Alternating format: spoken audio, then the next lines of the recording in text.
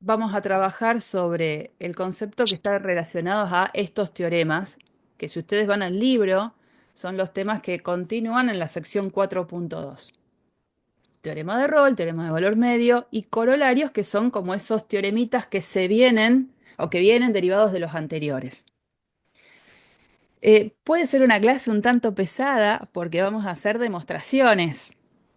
Nosotros en la clase que tuvimos el miércoles pasado hicimos una sola demostración. Ahora vamos a hacer un poquito más de una. Pero tranca, todo va a salir bien. Situación. Situación. Acá nos sugiere que hagamos la representación de una función que cumpla con estas tres condiciones, ¿no? ¿Qué tiene que ser? Dice, tiene que ser una función continua en el intervalo cerrado a b. Tengo que hacer la gráfica de una función que además sea derivable en el intervalo a b. Entonces, tiene que ser continua. Quiere decir que, por lo que yo recuerdo de cálculo 1, al realizar la gráfica de la curva no tengo que levantar el lápiz de la hoja. Y tiene que ser derivable. Entonces, ¿qué cuidado tengo que tener yo cuando yo haga el trazo de esa gráfica de función continua? ¿Qué no tiene que pasar?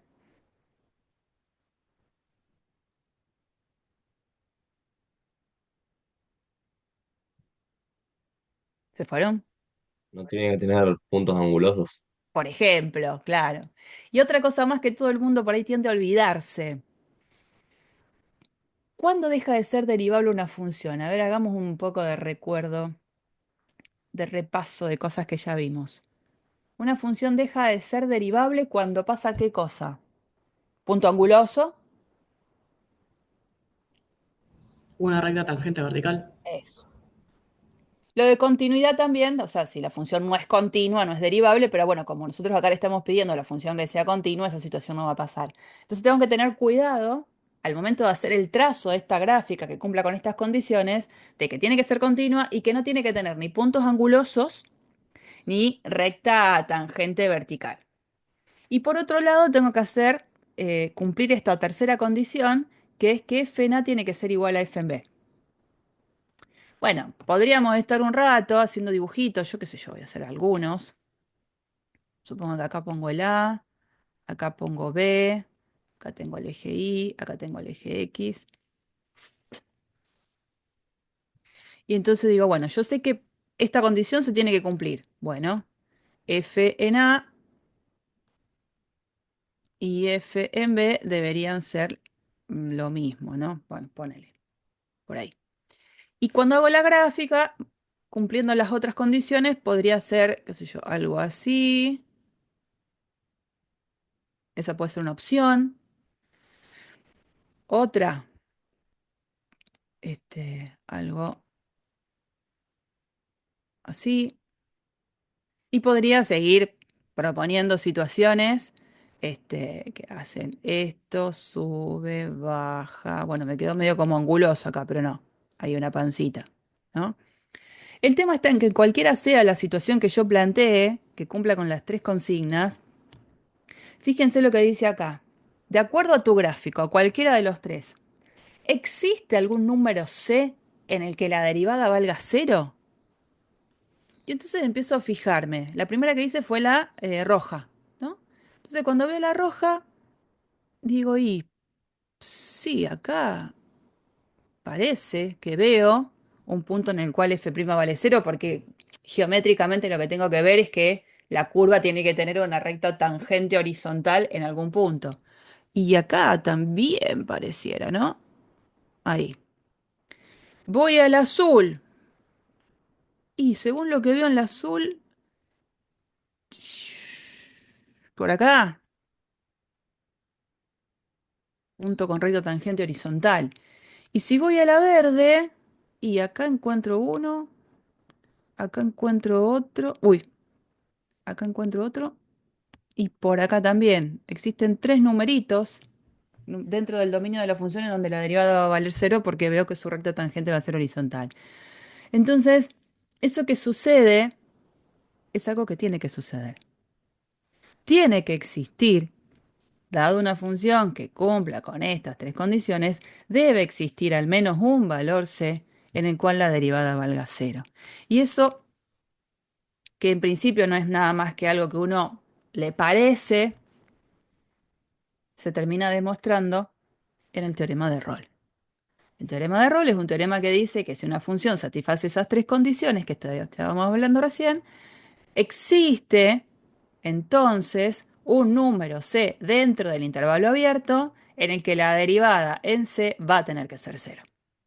Y cuando dice existe, o como dice hay un número, no dice un único, ¿no? Hay un número c en el cual f' en c es igual a cero. Ese número mínimo existe, o sea que uno hay. Puede ser que haya uno, puede ser que haya dos, puede ser que haya tres, puede ser que haya un montón, ¿no? 10, 1000. O sea que, bueno, caso muy particular, que hay infinitos, ¿qué función sería? ¿Qué función sería una función en la cual hay infinitos números en los cuales f' vale cero, que cumpla las tres condiciones? Es fácil. La del seno y coseno. ¿Sabés qué pasa? Ahí vos estás pensando en un dominio que es R, y yo necesito que el dominio sea un intervalo cerrado. Y si yo acoto seno y coseno a un intervalo cerrado, ahí no voy a tener infinitos. De una constante. Claro, ahí está. Si yo tengo una función constante, la función constante, sobre todo su intervalo abierto, va a tener derivada nula y bueno, serían todos los elementos dentro del intervalo en el cual la derivada vale cero.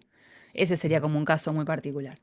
Bueno, vamos a la demostración. Esta demostración sí está escrita, todas las demás que van a aparecer en la clase de hoy van a estar escritas en el PDF y vamos a tratar de mirarla juntos. Por ejemplo, esta está toda escrita en esta pantalla y juntos vamos a tratar de interpretar la demostración, ¿no? Acuérdense, cuando yo tengo que demostrar un teorema, tengo que tener en claro cuáles son mis hipótesis y cuál es mi tesis. Es decir, qué es lo que yo tengo que probar. Entonces acá me queda claro que para utilizar a favor tengo tres hipótesis. Las hipótesis son que la función es continua sobre el intervalo cerrado AB, que es derivable sobre el intervalo abierto AB y que la tercera hipótesis f en A es igual a f en B. ¿Qué tengo que probar yo?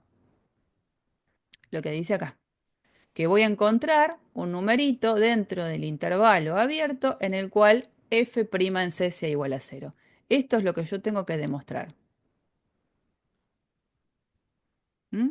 Bueno, entonces vamos como transitando de a poco los datos que yo tengo para ir sacando conclusiones y llegar a lo que quiero. Entonces, con el primer dato que tengo, la primera de las hipótesis que tengo, digo, yo sé que estoy trabajando con una función que es continua sobre un intervalo cerrado. Hay un teorema que vimos el lunes pasado, no lo demostramos, nadie les va a pedir la demostración, no es un teorema fácil, que es el teorema de valor extremo, que dice que siempre que yo tengo una función continua sobre un intervalo cerrado, esa función va a alcanzar valores extremos absolutos. Eso quiere decir que va a tener máximo absoluto y mínimo absoluto. Y esos valores aprendimos, obviamente, que se pueden alcanzar o que se pueden obtener tanto en un punto que sea interior como en los extremos del intervalo. No le queda otra. ¿Dónde viven los puntos? En un intervalo cerrado, bueno, esos extremos a dónde se pueden alcanzar. Y en el interior o en los extremos del propio intervalo. No tengo mucho para elegir. Y entonces acá empieza un poco esta deducción. Ve que va llegando gente por eso. Esta deducción, ¿no? Primera situación.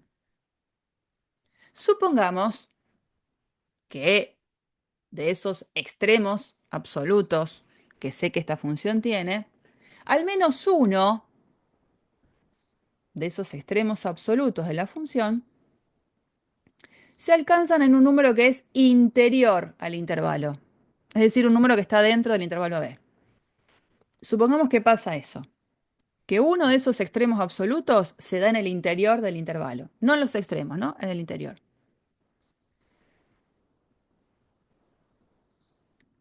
Como es un extremo y está en el interior del intervalo, también se lo puede catalogar como un extremo local, como un extremo relativo, ¿no? Como ese C, número en el cual se da un extremo absoluto, está en el interior del intervalo, en ese C lo que hay también es un extremo local, ¿no? Situación, a ver, en un dibujito, eh, acá, la función vale lo mismo en f fna y en f en b. Ah, en este puntito, la función tiene el extremo, Manuel, deja de escribir. En esta función, en este C, la función tiene el extremo absoluto, el máximo absoluto. Y como está en el interior del intervalo AB, me doy cuenta que también sería catalogado como un lugar de máximo relativo, porque hay un intervalito alrededor de él en el cual f en c es el valor más grande posible. Entonces, si ese extremo absoluto se da en el interior, también puede ser catalogado como extremo relativo. Y entonces ahí usamos la segunda de las hipótesis, que hasta ahora no la usamos, porque todo esto que estuvimos diciendo lo dijimos para la primera hipótesis. Con la segunda hipótesis decimos, ah, pero por otro lado sabemos esto, que la función es derivable en todo el intervalo abierto. Entonces, si en ese C interior, que tengo un extremo local, sabemos que existe la derivada, aparece Fermat, que le hemos demostrado el miércoles pasado, que me dice que si tengo un extremo relativo y existe la derivada en él, entonces la derivada tiene que ser cero. Y llegamos a la conclusión de esto que nosotros decíamos que teníamos que probar. En esta situación, de suponer que al menos uno de los extremos absolutos se da en el interior. Que probamos que si ese extremo absoluto se da en algún punto del interior, sí o sí tiene que pasar que la derivada en él tiene que ser cero. Y ahora, bueno, eso es una suposición. Supongamos ahora lo que nos falta. Si ninguno de los extremos absolutos se da en el interior del intervalo, es porque entonces los dos extremos del intervalo se están dando, perdón, los dos extremos de la función, si no se dan en el interior, se están dando en los extremos del propio intervalo. Y entonces, bueno, supongamos que ambos valores extremos, tanto máximo como mínimo absoluto, se alcanzan en los puntos finales del intervalo. ¿Quiénes son esos puntos finales del intervalo? A y B. Dijimos, bueno, pero acá hay una tercera hipótesis que hasta ahora no tocamos. La tocamos ahora. Otra de las cosas que también sabemos es que fna es igual a fb. Entonces, a ver, si yo estoy suponiendo que ambos extremos, tanto el máximo como el mínimo absoluto, se alcanza en los extremos del intervalo de trabajo y sé que fna es igual a f en b, estoy diciendo que en uno se da el máximo y en el otro se da el mínimo, no me queda mucha chance. Pero si esos dos valores son iguales, estamos diciendo que los valores máximo y mínimo de la función coinciden. Y si tengo una función, acá tengo A, acá tengo B, acá tengo f en A, acá tengo f en B, los valores son iguales. Y en f en A tengo el máximo, por ejemplo, absoluto, y f en B tengo el valor más chiquito, el mínimo absoluto. Y los dos valen iguales. ¿Cómo es la función entonces? Constante. Y si la función es constante, entonces obviamente la derivada también va a valer cero y en este caso para todo x dentro del intervalo. ¿Mm? Cuando yo acá pongo el intervalo cerrado, estoy dando a entender que estoy considerando la derivada que tiene sentido, por ejemplo, en A, la derivada lateral derecha, y en B, la derivada lateral izquierda. ¿Mm? Así que el teorema estaría demostrado usando como de a poco las tres hipótesis que tengo. ¿Mm? ¿Alguna pregunta? Bueno, cualquier cosa lo vuelven a leer y lo charlamos, si hay algo que nos cierra. Ya lo podemos usar el teorema de Rolle. Ya demostrado, lo podemos usar. Situaciones en las que, gráfico, porque esto es una situación gráfica, tenemos tres hipótesis para el teorema de Rolle. En los tres dibujos ustedes van a ver que la condición que sí o sí se cumple es que f en A es igual a f en B. A propósito, ¿no? Pero alguna de las otras dos, de continuidad y derivabilidad, no se van a cumplir. Eso quiere decir que si alguna de las dos condiciones no se cumplen, no tengo por qué suponer que la tesis se va a cumplir igual, ¿no? En este caso, acuérdense el teorema de Rolle, ¿qué me decía? Que tenía que ser f continua en el intervalo cerrado, tenía que ser f derivable en el intervalo abierto y f en A tenía que ser igual a f en B. Estas tres condiciones me aseguraba que va a existir un C dentro del intervalo abierto tal que f' en C es igual a cero. Fíjense acá. En este caso, ¿qué es lo que no se estaría verificando? Que no es continua en el intervalo cerrado. No se está verificando la primera de las condiciones. Y fíjense que realmente no voy a encontrar en este gráfico un número C en el cual la derivada valga cero. ¿Cómo me doy cuenta de eso gráfico? Que no encuentro un punto en donde la derivada valga cero.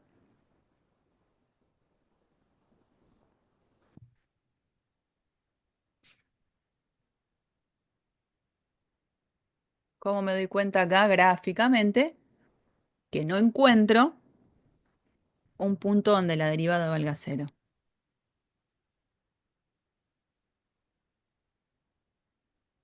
No hay recta tangente vertical. Hay, no hay recta tangente vertical, dijiste. Claro, vertical. O es horizontal en realidad. Horizontal. Ahí va. Está claro, Horizontal. ¿no?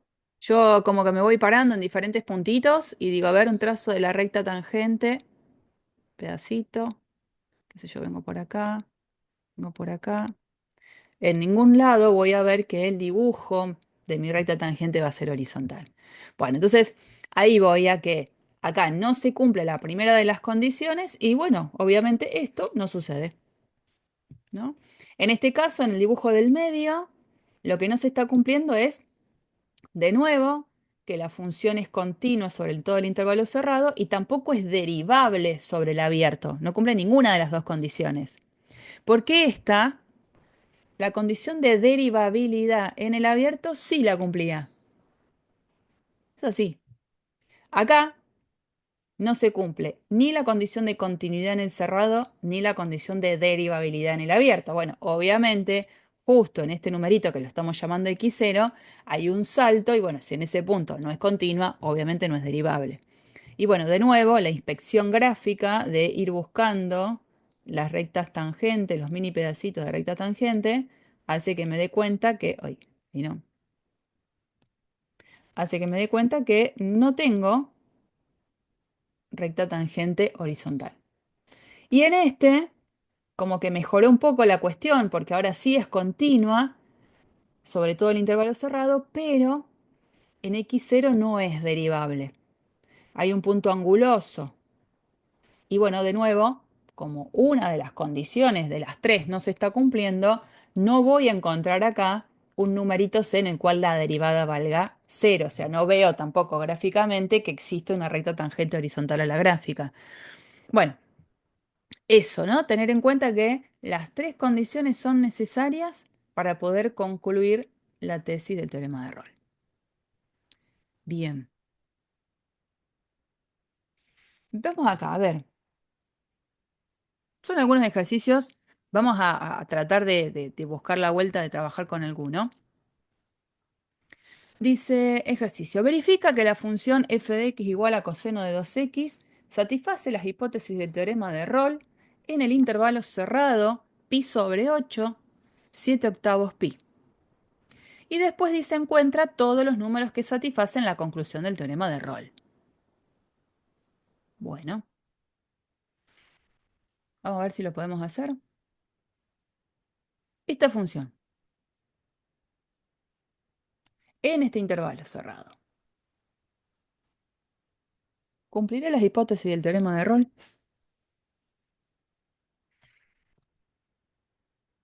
A ver si tengo acá.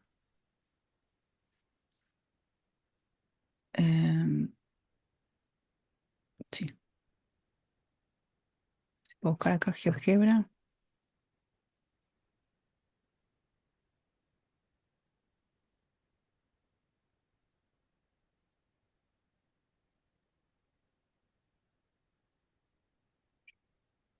La función. Raro que no me hizo una pregunta, por eso me quedé esperando. F de x igual a coseno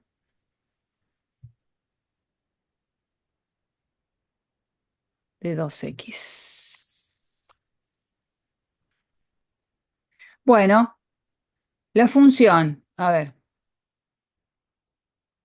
coseno de 2x, ¿es continua en el intervalo cerrado pi sobre 8, 7 octavos pi?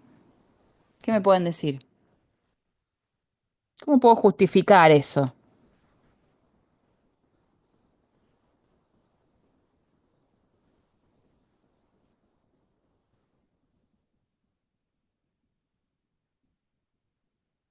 Miren que esto va a ser parte de todos los ejercicios. Justificar continuidad de Esto toma funciones. ese intervalo porque es continuo en todo su dominio.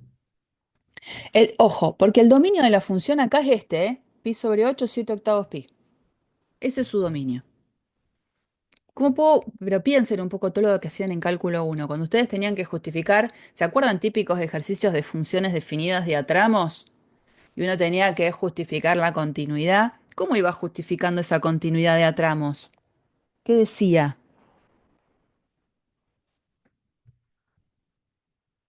¿Qué sé yo? A veces decía, y es continua porque es polinómica. Qué bueno. Es continua porque es una función exponencial. ¿Acá qué se podría decir? Es una composición de funciones. Eso. Es una función, es una composición de funciones que son continuas. Una es la función trigonométrica coseno, que está compuesta con la función lineal 2x. Es una composición de funciones continuas. Eso es lo que yo tengo que escribir en mi carpeta cuando yo justifique la continuidad. En realidad uno puede decir es continua en R, la función, porque si la veo, la función coseno de x es una función continua en R, la función 2x es una función continua en R, la composición va a ser continua en todo R. En particular, es continua en el intervalo cerrado que nos interesa. Pi sobre 8, 7 octavos pi. Eso es lo que hay que escribir. Después, una vez escrito eso, ¿no? Que yo tengo justificada, f continua en mi intervalo de trabajo, pi sobre 8, 7 octavos pi. Digo, ¿es derivable? La única manera de saber si es derivable es calculando la derivada. ¿Quién sería f' de x en esta situación? Coseno de 2x, ¿cómo la derivo?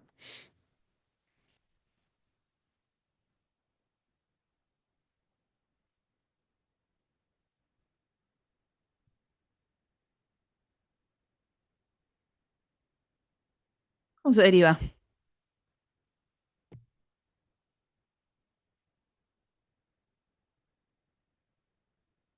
No me hagan asustar.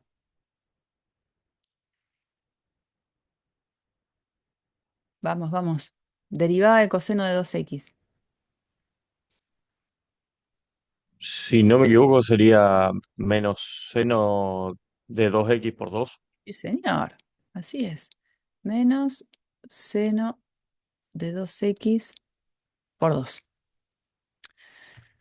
O sea que la función es derivable y no tiene ningún problema de ser evaluada en ningún lado y menos en el intervalo de trabajo. Entonces es derivable en el intervalo que supuestamente para el teorema le interesa, que es el intervalo abierto, pi sobre 8, 7 octavos pi. Y lo que me falta ver es si es cierto que se cumple que f en pi sobre 8 da lo mismo que f en 7 octavos pi. Entonces, ¿yo qué voy a hacer? Evaluar f en pi sobre 8. F en pi sobre 8, ¿quién es? Bueno, vengo acá. Coseno de 2 por pi sobre 8, o sea, coseno de pi sobre 4. Pi sobre 4, que es raíz de 2 sobre 2. Y bueno, y hago lo mismo con evaluar f en 7 octavos pi, que me va a quedar coseno de 2 por 7 octavos pi. Simplifico, simplifico. Bueno, este resultado, que no es que lo tenemos súper aceitado, da lo mismo que raíz de 2 sobre 2. Y si no, por eso cargué la función acá en el GeoGebra, yo lo que puedo hacer es venir acá y evaluar, ¿no? F en pi sobre 8, 0,71. Y hacer f en 7 pi sobre 8, lo mismo. ¿Mm?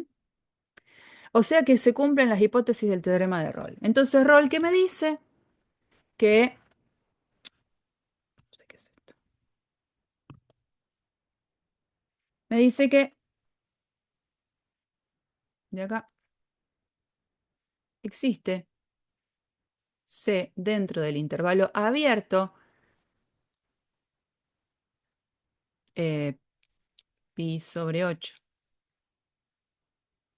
7 octavos pi, tal que f' en C tiene que ser 0. Al menos uno. Puede haber uno, dos, no sé. Tendría que haber. Entonces, la derivada ya la tengo, que es esta. Me resulta incómodo escribir tan alto con la pantalla. Menos seno de 2x por 2 igual a 0. No igualo esto, la derivada a 0. Y despejo de esa ecuación. Es decir, que seno de 2x tiene que ser 0. Y entonces ahí digo, ¿en qué números el seno vale 0? Entonces hago memoria del croquis que me haría en mi cabeza de cómo es la función seno. La función seno, la puedo graficar acá también, ¿no? Pero bueno, función seno que hace esto y sigue para allá. Bueno, sigue, ¿no? ¿Dónde vale 0 la función seno? En 0, en pi, en 2pi, en 3pi. ¿Cómo escribo a todos esos numeritos de alguna manera simplificada, en donde yo puedo garantizar que en esos numeritos la función va a valer 0? ¿Cómo escribo esos? ¿Cómo los identifico? A todos.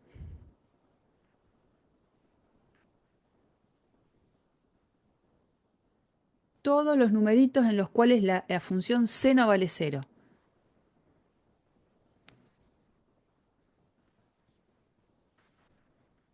Podés poner n por pi con n perteneciente a los enteros. Sí, señor. Sí, señor. Entonces, uno lo que va a decir es eso. Esto quiere decir que 2x es, vos me dijiste npi con n perteneciente a los enteros. Es decir, que x tiene que ser igual a n sobre 2pi con n perteneciente a los enteros.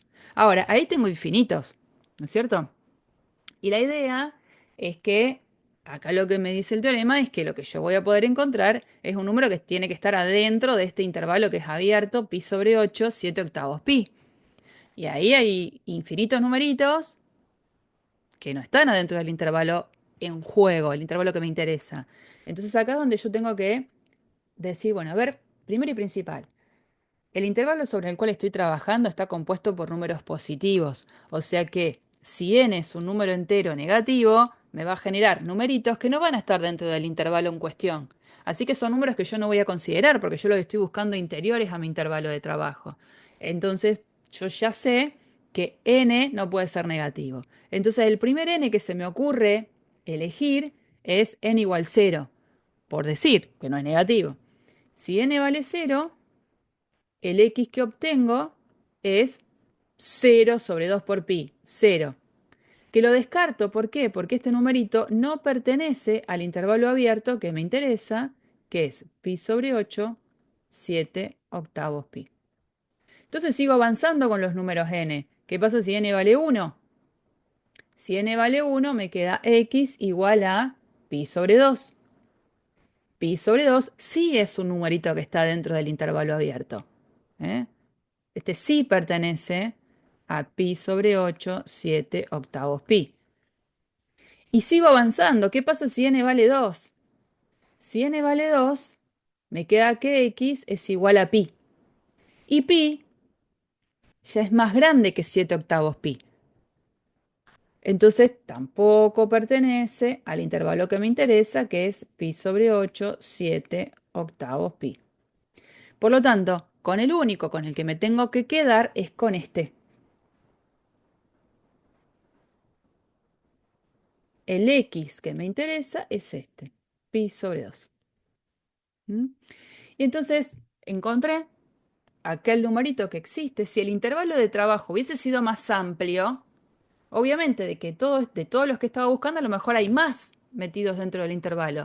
Pero en este intervalo de trabajo, el único que me interesa es ese. Y entonces la idea puede ser, voy a borrar todas esas cuestiones. Qué fea que me sale la letra con esto, no sé por qué. Em, a ver, esto, ¿no? Si, a ver si lo amplío un poquito más ahí. El intervalo de trabajo, voy a poner el puntito A, que lo voy a llamar pi sobre 8, 0. Quiero el puntito en la... Ahí está A. Ahora voy a llamar B al puntito 7 octavos pi, 0. Ese es el intervalo que me interesa. Este nada más. ¿Eh? Ese es el intervalo que me interesa, no me interesa otra cosa. O sea que voy a restringir la mirada solo a este intervalo, ¿no? Fíjense que, se puede cambiar. Acá, vista gráfica. Sobre el eje X, puedo poner que acá la distancia la haga con esta valoración. Fíjense que en pi sobre 2, esta función, que es el intervalo de trabajo, realmente la recta tangente va a ser horizontal. ¿Eh? Si yo trazo acá la recta tangente a la gráfica de la función... no puse un punto, perdón. Punto ahí. Y hago la recta tangente a la gráfica por este punto. Si yo me muevo con este puntito, acá, cuando el C coincide con este pi sobre 2, la recta tangente es horizontal, o sea que la derivada es nula. A medida que me voy moviendo, va cambiando esa pendiente. Sí vuelve a ser 0 acá, por ejemplo, ¿no? Pero ¿qué pasa? Este numerito C que se corresponde con el 0 no forma parte de mi dominio. Si yo hubiese ampliado mi dominio, puedo encontrar más elementos. Bueno, vamos con este ejercicio, el 2. A ver si pensamos un poquito que este es más simple. Este ejercicio 2 dice, consideremos la función tangente de x. Resulta que esta función cumple la siguiente condición. Si yo evalúo la función tangente en 0, me da lo mismo que la función tangente en pi. Pero no hay ningún número c dentro del intervalo abierto que haga que la derivada se anule.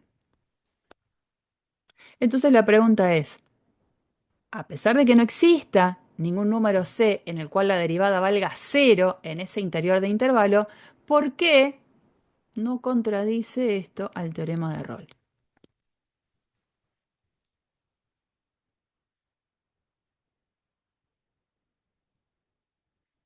Una función tangente, la tangente en cero vale lo mismo que la tangente en pi. Sin embargo, no existe ningún número C en el cual dentro de ese intervalo abierto la derivada valga cero.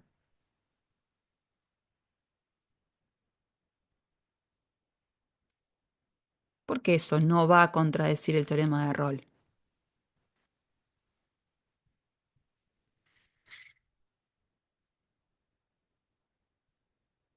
Hacemos la Porque la gráfica. función no es continua en ese intervalo, ¿Por qué no lo es específicamente? porque tiene una asíntota vertical en pi No. sobre 2. Exacto. Acuérdate que la asíntota vertical es una recta, entonces vas a decir que la asíntota horizontal es x igual a pi sobre 2. Espérate que borro todo lo que está dibujado ahí. Bueno, si yo ahora quiero hacer la función tangente, ¿no? Esta la saco, me interesa.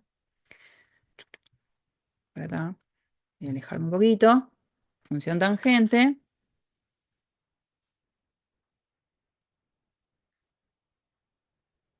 Obviamente dijimos que el puntito era acá, acá y acá. Los puntitos de los extremos del intervalo eran 0 y pi. Sucede que, obviamente, la función dentro del intervalo abierto 0 pi no es continuo. En el intervalo cerrado no es continuo. ¿Por qué? Porque, como vos decías muy bien, aparece una asíntota vertical, que es la recta x igual a pi sobre 2. Entonces, no va a contradecir el teorema de Rolle, porque no cumple las tres hipótesis del teorema de Rolle. Básicamente el ejercicio está hecho para que no solo se focalice que la función tiene que ser la misma en los extremos del intervalo, sino que tiene que cumplir las otras dos condiciones importantes. ¿Mm? Bueno, acá hay algunos otros más, esos los podrán ir completando, también deben formar parte de la práctica de la materia, así que sigo, digamos, eso lo pueden completar después. Vamos con otro teorema importante, el teorema de valor medio o el teorema de Lagrange, que, a ver, también se puede, las siglas que utilizamos son esta. Ay, Dios, no me siento cómoda con esto. Teorema de valor medio. Y ojo, acá está el teorema de valor medio. Más adelante, en lo que es la unidad 2, va a aparecer lo que se llama el teorema de valor medio para integrales. Entonces, no se me confundan, son cosas diferentes, ¿no? Cuando uno quiere hablar del otro, dirá para integrales. Pero cuando uno habla de teorema de valor medio, está hablando de este teorema, que tiene dos condiciones. El teorema dice esto. Si una función satisface las siguientes dos condiciones, que es continua en el intervalo cerrado, derivable en el intervalo abierto a b, entonces existe o hay un número C dentro del intervalo abierto en el cual la derivada en él coincida con este cociente, f en b menos f en a sobre b menos a. Fíjense que a diferencia del teorema de Rolle, el teorema de Rolle tiene tres hipótesis. El teorema de valor medio tiene solo dos, ¿no? Entonces, si f es continua sobre el intervalo cerrado y derivable en el abierto, tiene que existir al menos un C en el cual la derivada coincida en ese C con este cociente. Ahora vamos a ver la demostración del teorema. Pero de lo que se puede sacar jugo acá es de la interpretación geométrica. F en B menos F en A sobre B menos A es un numerito en algún punto fácil de interpretar en la geometría de la gráfica. Supongamos que yo tengo la gráfica de una función, que es la que está acá en azul. Tengo los extremos del intervalo de trabajo, el A y el B. Y por supuesto tengo los puntos en la gráfica. Evalúo f en a y obtengo este puntito, al cual se lo está llamando mayúscula. Evalúo f en b y obtengo este otro puntito, al cual se lo llama b mayúscula. Si yo trazo la recta que une a esos dos puntos, esa recta, que es la que está dibujada acá en un gris tenue, tiene una pendiente. ¿Y cómo evaluamos la pendiente? Justamente haciendo este cociente, ¿no? Hacíamos el dibujito de este triángulo, esto, f en b menos f en a, esta parte de acá abajo, b menos a, el cociente entre los dos me da la pendiente de esa recta. Y entonces a la vez el teorema de valor medio me está diciendo que va a existir un numerito c dentro del intervalo de trabajo en el cual la derivada de la función en ese punto coincida con este valor. Y la derivada de la función en un punto, sabemos bien que geométricamente se interpreta como la pendiente de la recta tangente a la gráfica de la función por este punto de interés. Entonces, evidentemente lo que me está diciendo es que va a existir un numerito en el cual la recta tangente a la gráfica de la función en ese puntito que es c f en c va a tener una pendiente que coincide con la pendiente de esta recta secante que pasa por el punto mayúscula y por el punto b mayúscula. Esa es la interpretación geométrica. Que es interesante verla, a ver si la tengo cargada acá. ¿Dónde lo tengo? Acá. Hay un recurso. Sacar toda esta cosa. Acá. Después se los comparto. Hay muchas cosas que uno de GeoGebra puede encontrar que realmente valen la pena y que ayudan a la visualización, ¿no? Miren, acá hay una función cargada, es esta, no importa quién sea, y acá hay un intervalo en juego. Acá A y B, ¿no? Trazo esta recta, que es la recta secante, y fíjense que el C que existe es este, en donde cuando trazo la recta tangente, esa recta tangente es paralela a la recta secante. Si yo cambio este puntito, el extremo, digamos, del intervalo cerrado, obviamente que cambió la recta secante, y bueno, por supuesto cambió la ubicación de ese numerito C, en el cual sé que la recta tangente va a ser paralela a la recta secante. Y sigue existiendo uno, ¿no? Pero si yo me corro un poco más, fíjense acá, el intervalo lo amplía un poquito más.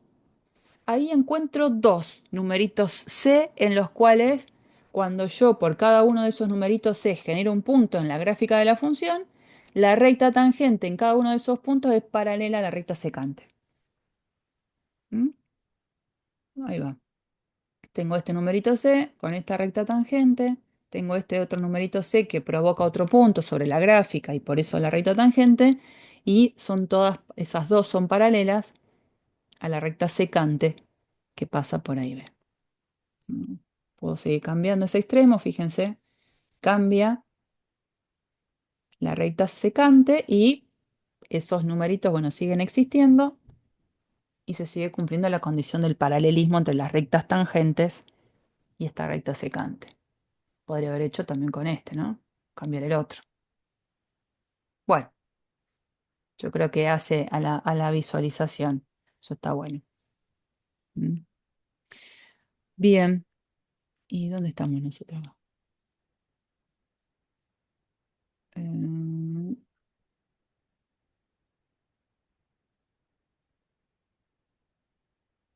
acá. Me fui. Me perdí. ¿Dónde estoy? Esto está. Paren que la voy a hacer fácil. Voy a hacer fácil. Ah, estaba en el PDF, qué tonto. Ahí vuelvo.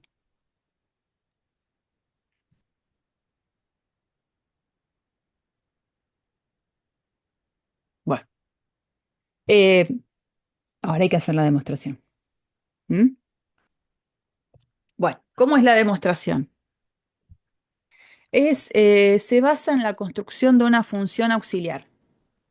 Simple, ¿eh? Esto no es complicado, la demostración es esto solo, que la vamos a rellenar un poquito con lo que vamos a estar justificando oralmente. En la demostración lo que hacemos es construir una función auxiliar, que es esta función h, esa función h de acá, em, esta función h es esta, miren, f de x menos f de a menos fb menos fna sobre b menos a por x menos a. A ver, ¿qué es esto? Si yo tengo este dibujo genérico del lado de la izquierda, me paro en el puntito A, f de a, b, f de b, ¿no? Si me paro en ese puntito y quiero trazar acá, la recta que los une, yo trazo la recta y encuentro una ecuación de esa recta. Como tengo una ecuación de esa recta, puedo formar una función lineal que tenga como ley la expresión que conforma a esa recta, ¿no? Fíjense que esto es una expresión de una función lineal. Si yo acá le pongo acá, no sé, L de X, una función lineal, aparece mucha letrita, A, B, X, pero la variable es la X. El A y el B son números que se consideran conocidos, fijos, que forman mi intervalo de trabajo. Entonces, fíjense que esto sería el valor de la pendiente y A, f de A está considerado como punto de paso, como haríamos una función lineal cualquiera. Por las dudas, corroboren. Fíjense, si yo evalúo L en A, cuando yo reemplazo la X por A, esto se va porque me va a quedar 0 y me va a quedar F en A. O sea que el puntito A, F en A, forma parte de esa función lineal. Y el otro puntito que tengo que verificar que forma parte de la función lineal es este, B, F en B. Y bueno, fíjense, cuando hago L en B, me queda F en A más F en B menos F en A sobre B menos A. Y recién aparece acá la posibilidad de poner B menos A, porque estoy reemplazando la X por B. Cuando hago eso, me doy cuenta que puedo simplificar. Y de lo que queda acá, fíjense que me queda F en A más F en B menos F en A. F en A con menos F en A se van a ir y esto me queda F en B. O sea que pasa por este puntito. Acabo de corroborar que esa expresión que es lineal cumple la condición de pasar por estos dos puntos, el A mayúscula y el B mayúscula. Entonces acá, esta función auxiliar que la estamos llamando h, es una función que yo la puedo construir así. H de x no es más que haber hecho a f, le resté la función que definí como L de x, ¿no? Porque si yo a L de x le resto, o sea, a f le resto L de x, es donde aparece este menos y aparece este menos de acá. Entonces a la función f original le estoy restando esta función que construí, función lineal, ¿no? Entonces esta es una función lineal. Y esta es la función que tengo por hipótesis. Acordémonos, la función f tenía las hipótesis de ser continua en el cerrado y derivable en el abierto. Bueno, yo tengo demostrado el teorema de Rolle. Y todo lo que yo ya tengo demostrado lo puedo usar a mi favor, porque ya está demostrado. ¿Cuál va a ser la idea acá? Vamos a mostrar que esta función h auxiliar cumple con las tres hipótesis del teorema de Rolle. Fíjense, primera hipótesis del teorema de Rolle, la función tenía que ser continua en el intervalo cerrado. Bueno, la función esta h es continua en el intervalo cerrado. ¿Y por qué es continua en el intervalo cerrado? Porque la estoy pensando como resta de dos funciones que yo sé que son continuas. La f es continua por hipótesis, porque es la hipótesis que tengo. Y la función L es continua por ser lineal. Polinomio de grado 1. De la misma manera, la misma justificación me sirve para decir que la función h también es derivable en el intervalo abierto. Otra vez, ¿la derivada quién es de h? Si yo la escribo así, ¿cómo escribiría la derivada de h?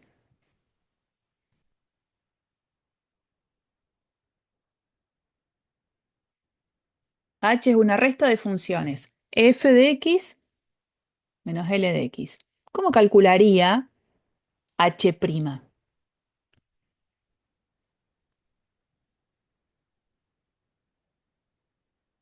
La derivada de f menos la derivada de, o sea, de fx menos la derivada de Lx. Sí, señor. Y entonces digo, bueno, a ver, pude calcular la derivada y otra vez aparece en juego las hipótesis que tengo. La función f es derivable, o sea que esto va a existir. Y la función L, ¿por qué es derivable?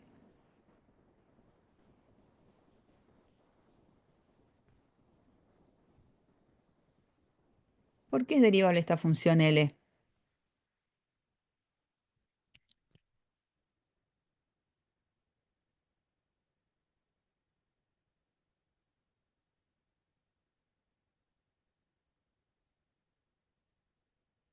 ¿Por qué es derivable la función L? Yo sé que es muy temprano, pero hagámoslo un poquito más entretenido. ¿Por qué es derivable la función L de X?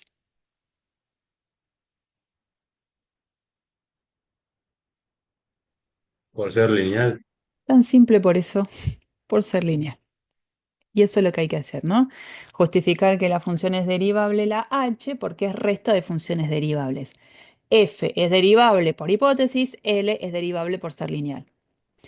Y otra cosa más que cumple la h, esto. Dice hacer cuentas. Las cuentas ahora van a ser mucho más fáciles en función de lo que ya hicimos recién. Si yo tengo que hacer h de x, función que la acabo de escribir de esta manera más simple, es f de x menos L de x.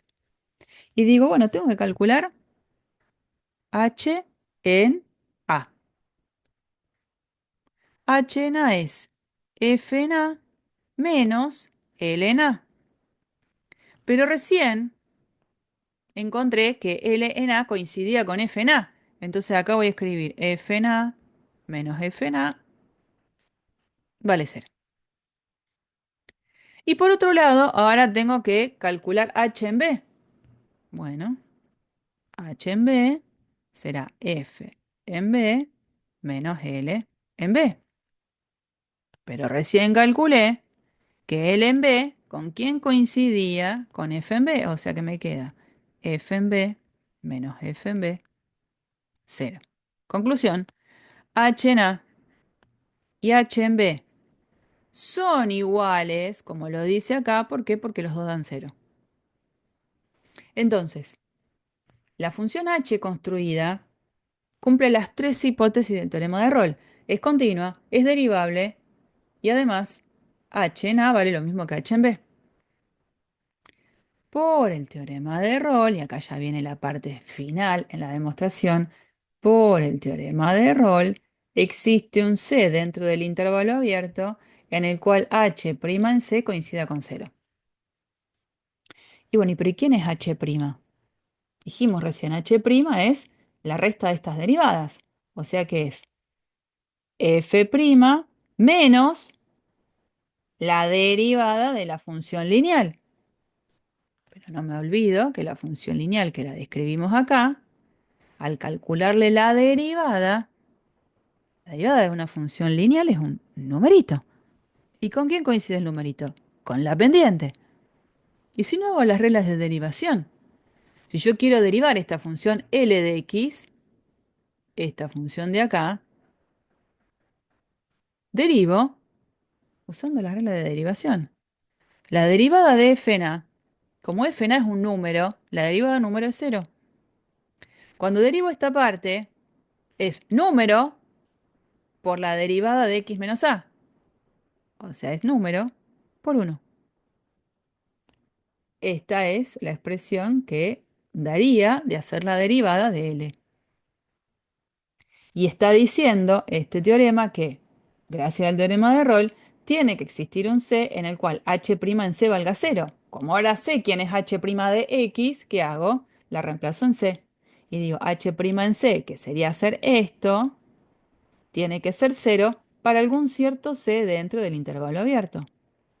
Bueno, despejando, porque yo me voy a quedar con esta parte, despejando f' en C me tiene que dar f en B menos f en A sobre B menos A. ¿Mm? Es decir, lo que está escrito es suficiente. Pero, ¿qué pasa cuando uno tiene que hacer la demostración de un teorema y a lo mejor yo ya me estoy yendo para la época en la cual, al final del cuatrimestre, el alumno se encuentre estudiando la teoría? Tengo que saber el porqué de las cosas. Yo puedo escribir eso, fantástico, pero tengo que escribir el porqué. ¿Por qué es continua? ¿Por qué es derivable la función h construida? Y después ir entendiendo cada uno de estos pasos. Bueno, conclusión, se acaba de demostrar el teorema de Lagrange, teorema de valor medio. ¿Eh? Teorema muy importante en esta sección. Aparecen, les dije que iba a estar pesada la clase con demostraciones. Aparecen lo que se llaman los corolarios del teorema de valor medio, que son conclusiones importantes que vienen de la mano del teorema de valor medio. Es decir, si yo no tengo el teorema de valor medio demostrado, estos teoremitas, subteoremas, digamos, no existirían. Entonces, una vez que uno tiene demostrado el teorema de valor medio, puede usarlo como capital para demostrar otros, que no tendrán la gran categoría de teoremas, pero que son importantes en definitiva. ¿Qué dice esto? Corolario 1. Si dice corolario 1, porque va a haber más de uno. El primero es, si f es una función tal que la derivada es cero sobre todo un intervalo abierto, entonces la función es constante sobre todo el intervalo abierto. Y uno dice, yo esto como que ya lo sabía. Y en realidad, lo que uno sabía es otra cosa. Lo que uno sabía era el mensaje al revés. Si yo tengo una función constante sobre todo un intervalo, lo que sí sabía es que la derivada en él tiene que ser cero. Lo que estamos viendo ahora es como una vuelta, ¿no? Si yo conozco una función de la cual se sabe que sobre todo en intervalo abierto la derivada es nula, entonces necesariamente lo que va a pasar es que la función es constante sobre el intervalo abierto. ¿Tá? Es como que estamos en un camino de, de reversa.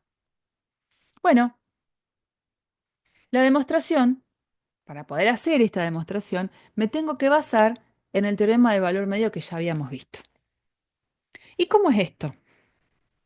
De nuevo, hay hipótesis y hay tesis.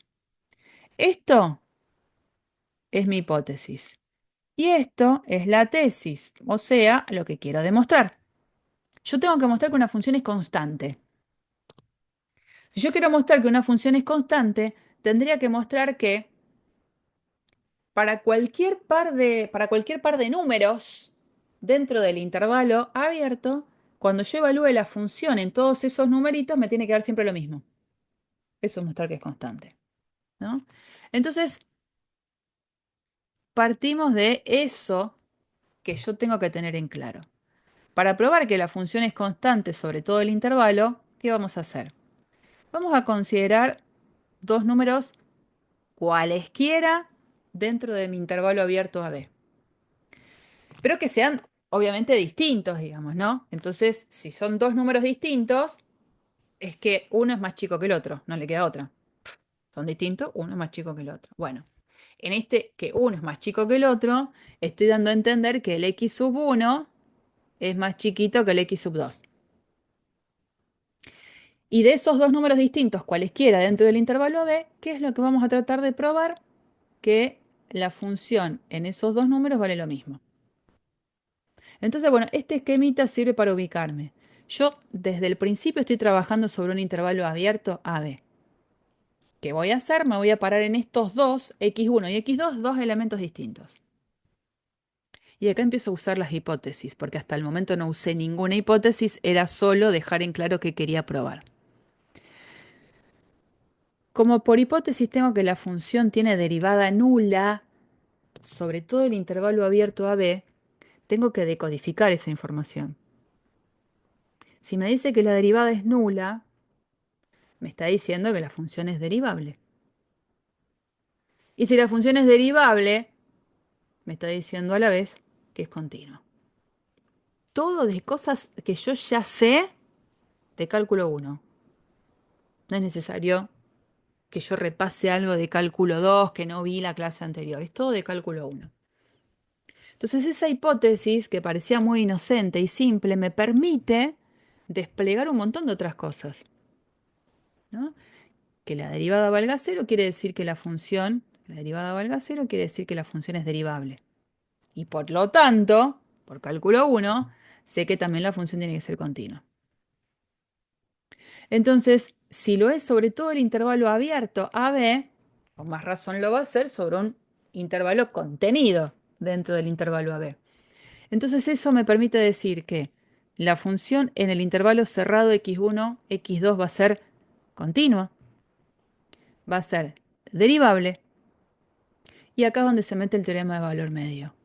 En ese intervalo x1 y x2, el teorema de valor medio me va a asegurar que va a tener que existir un C en el cual f' en C coincida con este cociente. ¿Se acuerdan que el cociente era evaluar la función en el extremo derecho del intervalo menos la función en el extremo izquierdo del intervalo sobre la diferencia del intervalo? Como el intervalo ahora no es AB, sino que es x1 y x2, así es como queda el cociente. Y entonces,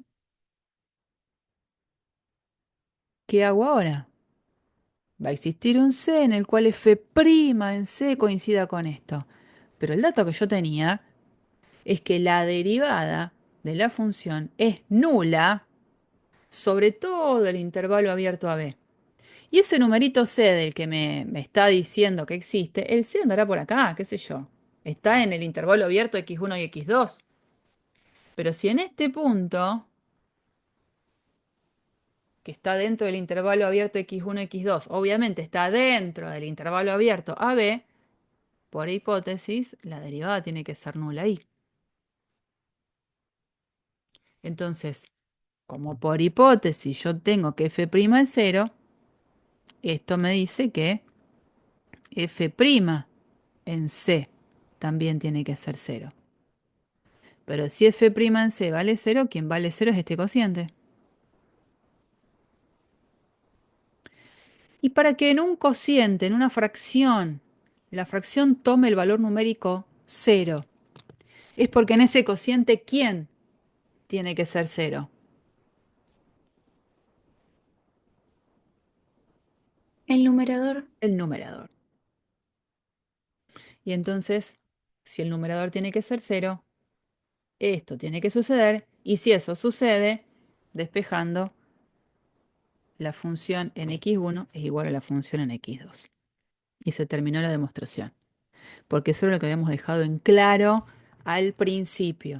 Yo tenía que mostrar que cualquiera sea x1 y x2, porque son cualesquiera dentro del intervalo AB, la función en x1 me tenía que dar lo mismo que la función en x2.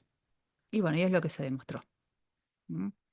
Entonces, conclusión de todo esto que está como muy escrito, si yo tengo una función que tiene derivada nula, sobre todo en intervalo abierto, sí o sí la función tiene que ser constante en un intervalo abierto. Corolario 2.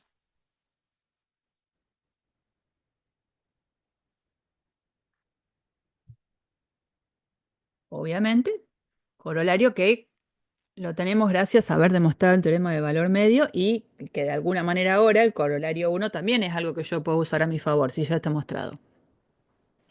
¿Qué dice el corolario 2?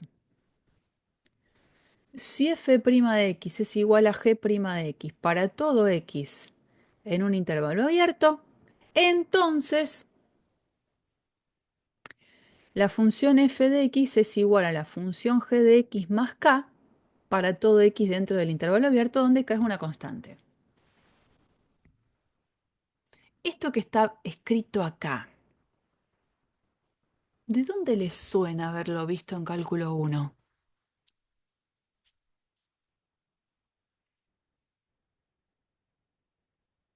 ¿Dónde aparecían estas cuestiones del más k o a lo mejor más otra letra, donde esa letra era representante de una constante arbitraria?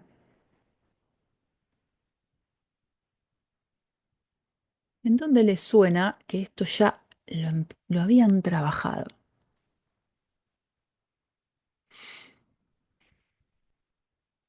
En la Cálculo. integral. Sí, pero ¿qué integral? Ojo.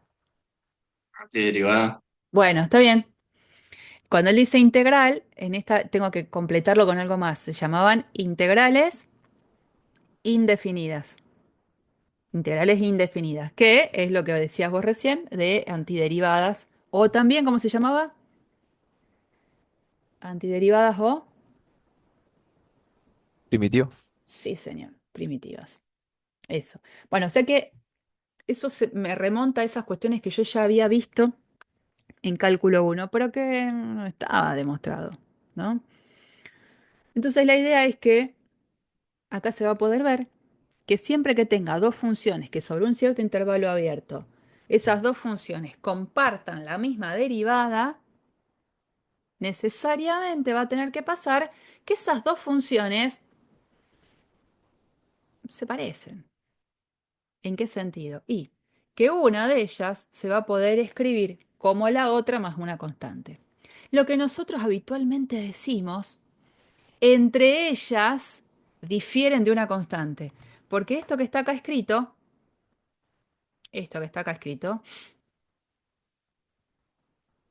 yo lo puedo escribir así. F de x menos g de x es igual a k con k, una constante arbitraria. ¿Mm? Decir lo que está escrito en el PDF es básicamente lo mismo a decir esto que escribí yo recién, que es que las dos funciones difieren de una constante, ¿no? Entonces, ¿era alguno de ustedes capaz, le tocó rendir en algún coloquio de cálculo 1 un verdadero o falso? A ver si capaz que alguno cayó en ese verdadero o falso, que decía, si f' de x es igual a g' de x, entonces f de x será igual a g de x. Y ante esa situación de verdadero o falso, alguno habrá puesto verdadero, obviamente, y está mal. La cuestión es que es falso.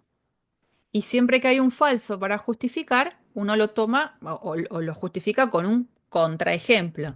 Y entonces uno decía, bueno, si f de x es igual a x cuadrado y g de x es igual a x cuadrado más 2, las dos funciones Las dos funciones tienen la misma derivada, que es 2x, y sin embargo, estas dos funciones no eran iguales, ¿no? Bueno, no eran iguales, genial, pero sí tienen este parentesco de que es que difieren en una constante. Entre la f y la g, la constante de la cual difieren es ese numerito 2. Bien, ¿no les tocó esto? ¿A nadie le tocó? ¿Un verdadero o falso de estos? ¿En alguna mesa? Bueno, mejor. Bueno, ¿y esto cómo se demuestra? Porque vamos a la cuestión de demostrarlo, ¿no? De nuevo aparece una función auxiliar. Una función auxiliar que se va a llamar h mayúscula de x, que va a ser la resta entre las dos funciones f y g. Entonces, de nuevo, ¿cuáles son mis hipótesis, mi hipótesis y cuál es mi tesis? En este caso, esto que está acá es la hipótesis que tengo y esto que está acá es lo que quiero demostrar, o sea, la tesis que tengo que demostrar, ¿no? Bueno, para demostrarlo entonces formamos esta función auxiliar, h mayúscula, que es la resta de las dos, en x perteneciente al intervalo AB, ¿no? Eso que queda claro. Si yo calculo la derivada de h, la calculo de la derivada de h mayúscula, como la h mayúscula está escrita en función de una resta entre dos funciones, al calcular la derivada de esa h mayúscula es la resta de la derivada. Acá. No hay mucho para decir. Pero el dato que tengo es que esas dos derivadas, la derivada de la f chiquitita y la g chiquitita, son iguales. Entonces esta diferencia me va a dar cero, porque se van a anular. Entonces tengo el dato de que hay una función a la que yo construí, h mayúscula, que tiene derivada nula a lo largo de todo el intervalo abierto a b. Por el corolario 1, que es el que recién demostramos, si yo tenía esa situación, me quería decir esto, entonces que la función en juego era una función constante. Entonces, puedo decir que la función h mayúscula es una función constante para todo x dentro del intervalo AB.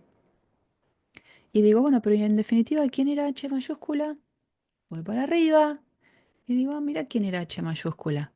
Era la diferencia entre f y g, que es la que va a ser constante. Entonces, reescribo esta diferencia y bueno, obtengo que la f chiquitita es igual a la g chiquitita más k constante dentro de todo el intervalo abierto. Y ya tengo demostrado entonces el corolario 2, gracias a haber tenido el corolario 1 que se demostró gracias al teorema de valor medio. ¿Mm? Bien. Y acá algunas cuestiones. Pensemos un poquito. Dice,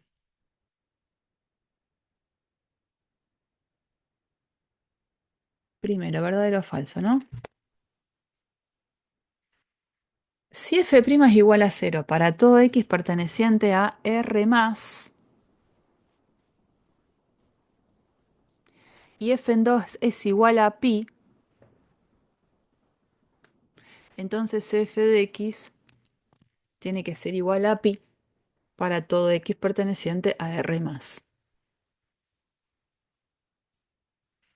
¿Qué les parece? ¿Verdadero? ¿Falso?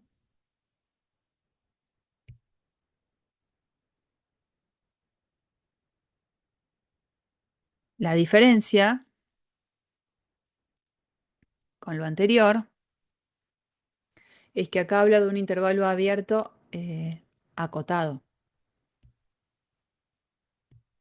Y acá mm, no es acotado, de 0 a infinito. ¿Pero les parece que se puede adaptar el teorema anterior al intervalo cero infinito?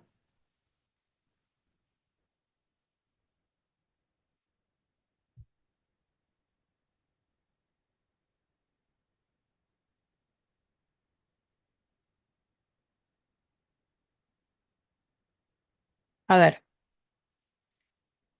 si yo tengo el dato de que f' es igual a 0 para todo x dentro de este intervalo no acotado, y tengo el dato de que f en 2 es igual a pi, yo digo, a ver cómo lo puedo usar astutamente con lo que yo conozco de antes. Yo sé que por el teorema que sería el corolario 2, si f' de x es igual a 0 para todo x perteneciente al intervalo, voy a decir un intervalo concreto, 0, 5, y f en 2 es igual a pi, yo sé que por el corolario 2, f es constante para todo x perteneciente al intervalo 0, 5. Y si es constante y yo sé que f en 2 vale pi, evidentemente tiene que ser igual a ese valor constante, pi, porque ya f en 2 vale pi, ¿no? Entonces, como f en 2 es igual a pi, esto lo que yo obtengo es que f de x es igual a pi para todo x perteneciente al intervalo 0,5, ¿no? Entonces, traté de adaptar la información que tengo a la situación de un intervalo abierto, pero acotado. Si yo en vez de haber usado el intervalo 0,5, hubiese usado el intervalo 0,8, ¿en qué hubiese cambiado esto que dije?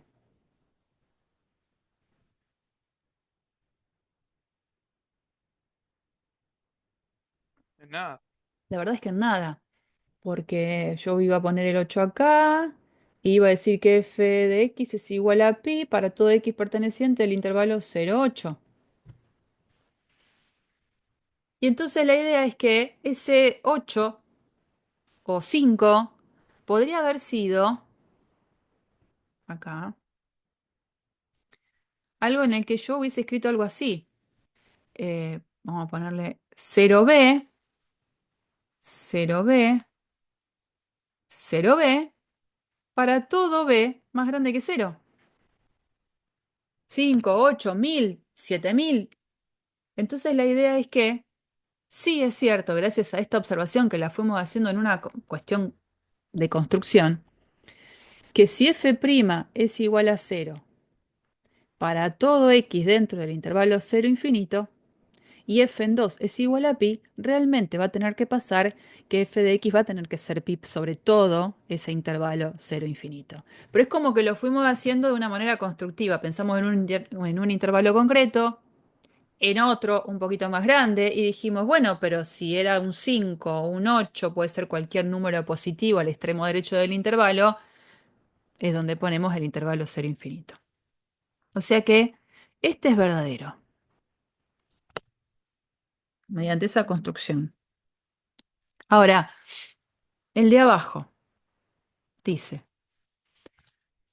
si f' es igual a 0 para todo x perteneciente a r menos el 0, y f en 2 es igual a 1, entonces f de x es igual a 1 para todo x dentro de este intervalo r menos el 0, este conjunto r menos el 0.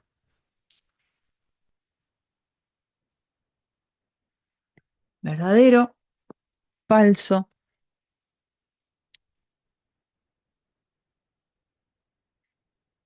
Verdadero, falso.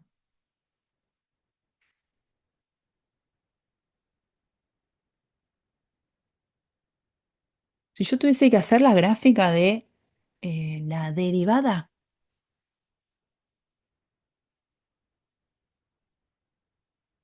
o sea, la gráfica de esta situación, tendría que hacer algo así. Tengo acá. Gx, eje y, y la derivada la hago. Nula, nula, nula, nula, nula, hasta que llego al 0, que ahí tengo que hacer esto, o circulito abierto, ¿no? Y la derivada sigue siendo 0 para los más grandes que 0, o sea, algo así.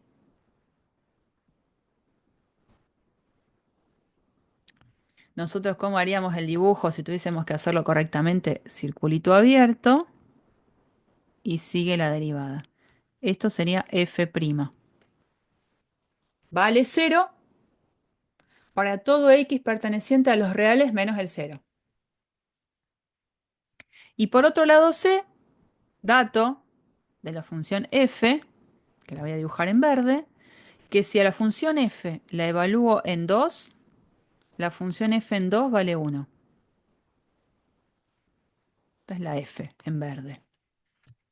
¿Será cierto entonces que la función tiene que ser idénticamente 1 para todo x perteneciente a los reales menos el 0? O sea, la gráfica de la función tiene que ser esta. Abierto acá y sigue en 1 para allá.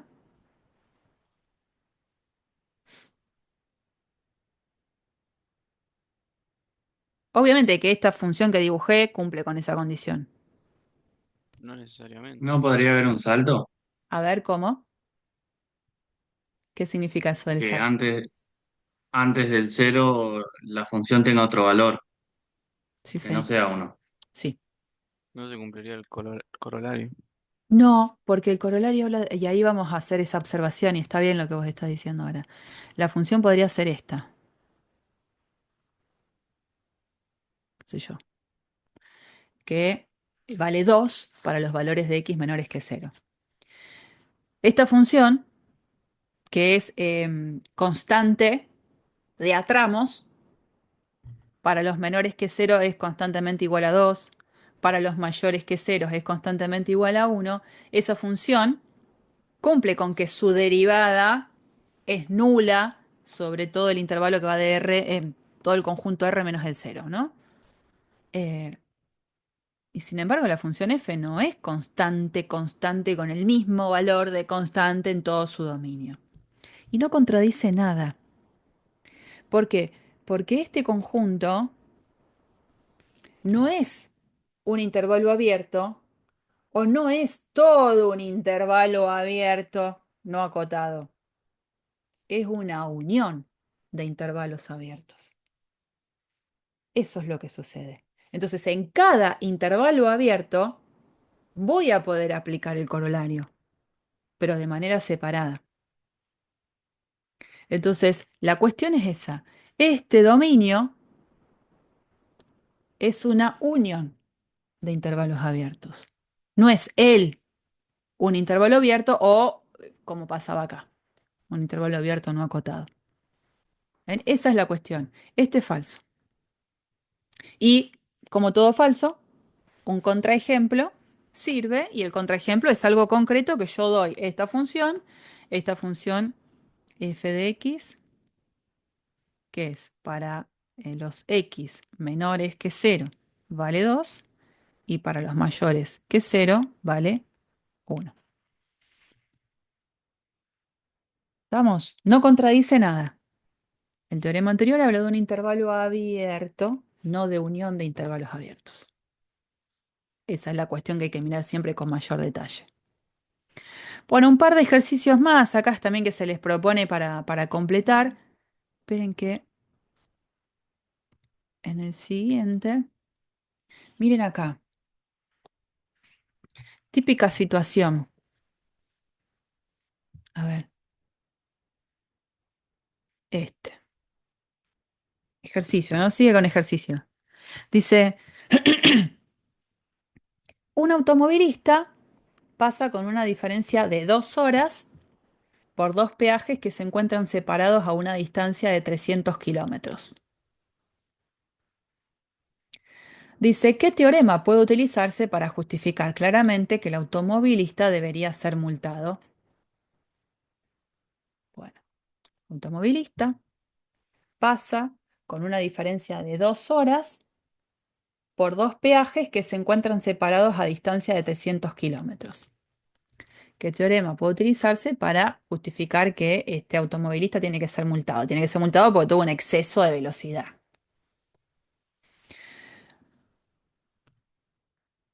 Acá no hay ninguna función, no hay nada. La tengo que tratar de construir, ¿no? Entonces supongamos situación, acá tengo peaje 1, peaje 2, la distancia es de 300 kilómetros. Entonces podríamos hablar de la función posición del automovilista. Posición del automóvil. En cada t, donde t está medido en, ¿dónde está? 2 horas. En horas. Está medido en horas, ¿no?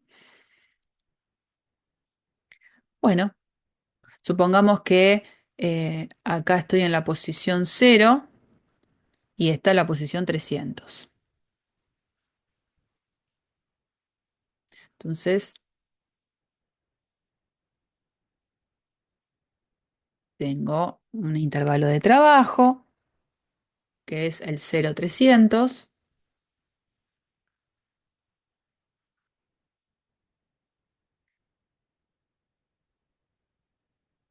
No, no el 0,300, perdón.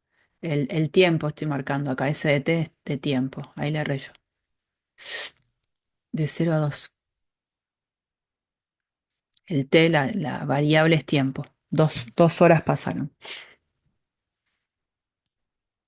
Entonces, yo digo, ¿qué pasa si hago S en el peaje 2, o sea, la posición en el peaje 2, menos la posición en el peaje 1, dividido el tiempo que pasó,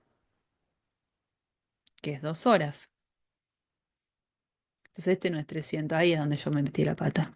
La distancia es 300, pero esto es 2 horas. 0 horas. Posición final menos posición inicial sobre el tiempo transcurrido. ¿Qué estoy haciendo acá?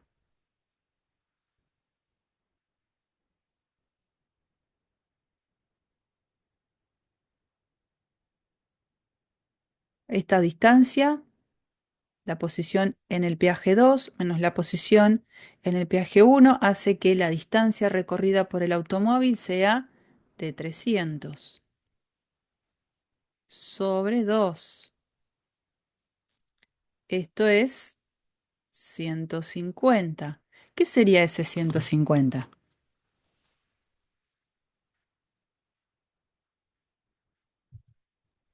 La velocidad. Sí, pero la velocidad en algún punto dentro de mi intervalo de trabajo, ¿no? Entonces la idea es que estaría utilizando el teorema de valor medio para la función s de t con t perteneciente al intervalo 0,2. Entonces me dice el teorema de valor medio, que es lo que me asegura que existe un cierto numerito c dentro del intervalo 0,2, tal que S' en C coincide con ese 150. Y como la función S de t es la función posición, S' de t es la velocidad. Entonces, por supuesto que estoy pensando en una función S de t construida que cumple la condición de ser continua, de ser derivable, esas situaciones, ¿no? Que todo ese transcurso el auto se mantiene a partir de una función posición que cumpla con esas condiciones. Entonces, pensando en que esas condiciones se dan, puedo aplicar el teorema de valor medio y darme cuenta que en algún momento de su trayectoria, su velocidad ha tenido que ser, la velocidad instantánea, ha tenido que ser 150 kilómetros por hora. Y entonces ahí es donde dice que sí o sí, este automovilista tiene que ser multado porque en algún momento de su trayectoria la velocidad pasó los límites de la permitido. ¿Está bien? Esa es un poco la historieta en la que uno tiene que buscarle la vuelta de que eso que está escrito ahí donde no aparece ninguna función, lo meta en las circunstancias de una función. Y hay otro de los ejercicios clásicos que por ahí se consideran que es este.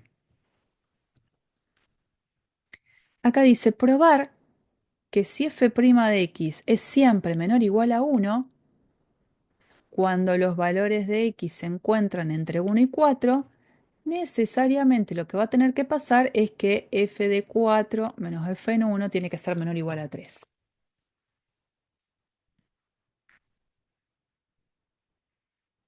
Una función que no conozco la ley y no es la idea para nada. Conozco que tiene una derivada que es menor o igual a 1 a lo largo de todos estos puntos. Entonces digo, bueno, a ver, te estoy trabajando sobre temas relacionados con teorema de valor medio, teorema de rol, corolario 1, corolario 2, todo eso lo tengo a favor, ya está mostrado. Entonces empiezo, ¿no? Estoy trabajando sobre un cierto intervalo que parece ser el 1,4. Conozco que la derivada existe. En algún momento tengo que hablar de esta comparación entre f4 menos f en 1 y de los teoremas que estuve viendo, que trabajen sobre un cierto intervalo y que trabaje con los valores de la función en los extremos del intervalo, el que aparece en escena, me parece, es el teorema de valor medio, ¿no? Entonces, la idea es que si a mí me dicen que f' de x es menor o igual a 1 para todo x dentro del intervalo 1, 4, no se ve que dice 1, 4 y me junto todo. 1, 4. La información que saco es que la función es derivable. Por lo tanto, la función, si es derivable, es continua. Entonces, de todo esto, se puede decir que f es continua en el intervalo cerrado 1, 4, porque si es derivable es continua.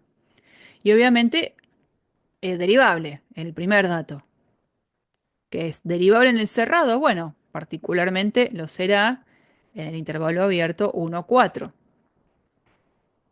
Entonces, con estas dos hipótesis, por teorema de valor medio, ¿qué puedo decir? Que existe un cierto numerito C dentro del intervalo abierto 1, 4, tal que f' en C, ¿con quién coincida? ¿Con quién va a coincidir?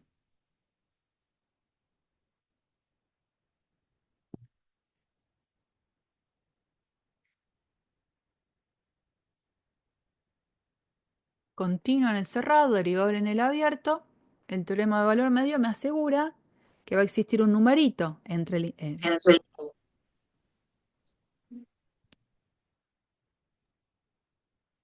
¿a qué va a ser igual?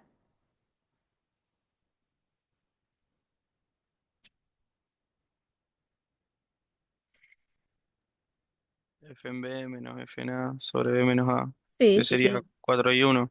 entonces sería f en, 4 menos F en 1 sobre 3. claro que Sería 4. menor o igual a 1. Bien, y el dato que tengo es ese que hasta ahora no lo usé, la condición del menor igual, ¿no? Entonces sabemos que f' de x es menor o igual a 1 para todo x dentro del intervalo en cuestión, que es el 1, 4. Entonces, en particular, f' en C, que es un numerito dentro del intervalo abierto, es menor o igual a 1. Por lo tanto, f' en C, ¿quién era? Y f' en C era este cociente. F en 4 menos f en 1 sobre 3, que es lo que es f' en C, tiene que ser menor o igual a 1. Por lo tanto, entonces f en 4 menos f en 1 tiene que ser menor o igual a 3. ¿Mm? Datos que los tengo que interpretar para poder aplicar alguno de los teoremas que haya visto. Bueno, y después algunos otros más que están relacionados con la aplicación del teorema de valor medio, que quedan un poco a que ustedes jueguen y que intenten resolverlos, por supuesto. Están dentro del libro, ¿eh? No son ejercicios que salen de otro lado, están dentro del Steward. No son cosas que no las vayan a ver en otro lado. Bien, ese es, digamos, el grueso que hemos visto hasta ahora de teoremas. Montón, vimos un montón, lamentablemente es como un poco cansador. Y por supuesto, este archivo, que todavía no lo tienen cargado, apenas voy a empezar a transitarlo, esto después lo vamos a tomar el miércoles solamente como para que tengan idea de lo que vamos a trabajar. Vamos a trabajar con el tema de funciones crecientes y decrecientes. Eh, Importante que reconozcan o que recuerden, y si no, van a tener que repasar el concepto de función creciente y de función decreciente, ¿no? Cuando uno decía que una función era creciente y cuando se daba que siempre que tomaba un x1 menor a un x2, iba a pasar que f en x1 era más chiquito de f de x2. O sea, se seguía cumpliendo la condición de ese menor. Y la función es decreciente si la cuestión se invertía. Siempre que tomaba un elemento x1 menor a un x2, ahora las imágenes tenían la comparación contraria. F en x1 iba a ser más grande que f de x2. Entonces, situación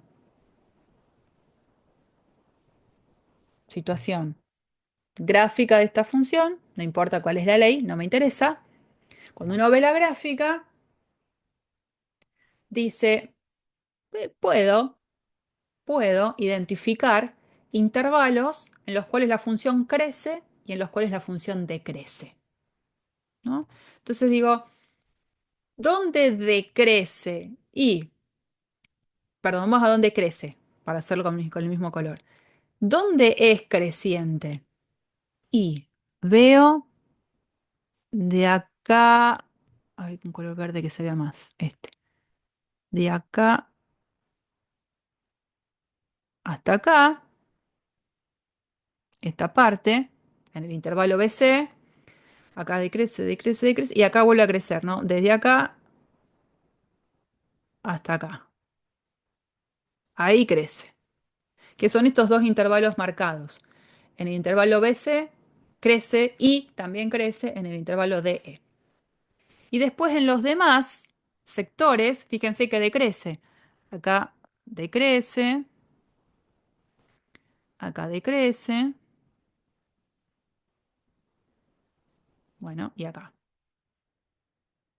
En esos tres intervalos, la función decrece. Bueno, qué bien. ¿Y qué hago con eso? Acá es donde aparece una pregunta, que es la que hoy vamos a tratar de responder, pero que el miércoles la vamos a mostrar como corresponde. Dice, ¿qué pasa con el signo de la derivada en cada uno de esos intervalos?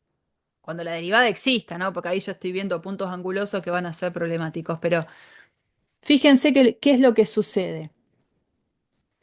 Si yo me paro en los sectores verdes, donde la función es creciente, yo voy a querer hacer el mini trazo de una recta tangente. O por acá.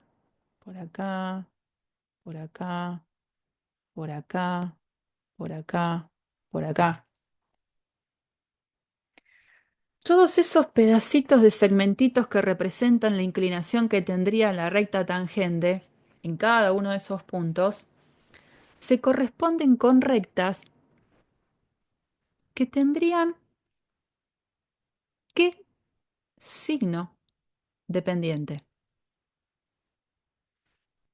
Todos esos mini pedacitos serían rectas que tienen pendiente ¿de qué signo?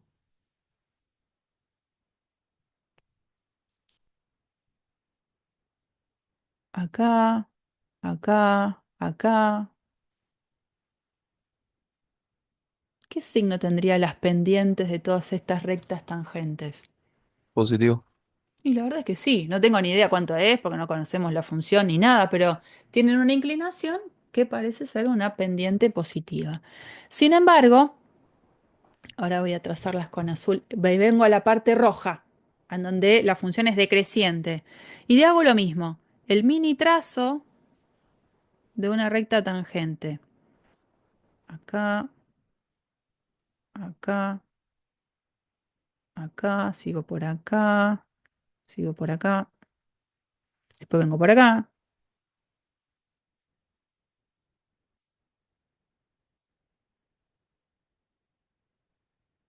Cuando los veo, digo, a ver, ¿qué signo tienen las pendientes de las rectas tangentes a esos pedacitos de la gráfica de la función era decreciente? ¿Qué signos tienen esas pendientes? Negativo. Y la verdad es que es negativo por el tipo de inclinación que tiene. Por lo que estoy viendo, son todas rectas que van a tener una pendiente negativa. Bueno, eso es algo que se va a poder, no solo sale de esta observación, por supuesto es algo que se va a poder mostrar sin ningún problema. Se va a poder mostrar que una forma de identificar los intervalos de crecimiento y de decrecimiento de una función es a partir del signo que tenga la primera derivada de la función. Es eso justamente lo que vamos a trabajar el miércoles que viene. Vamos a trabajar sobre este teorema.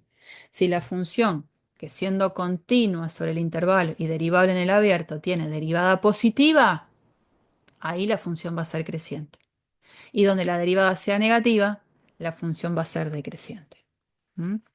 Pero bueno, eso lo vemos el miércoles y bueno, ya presencial en la facu. ¿Mm?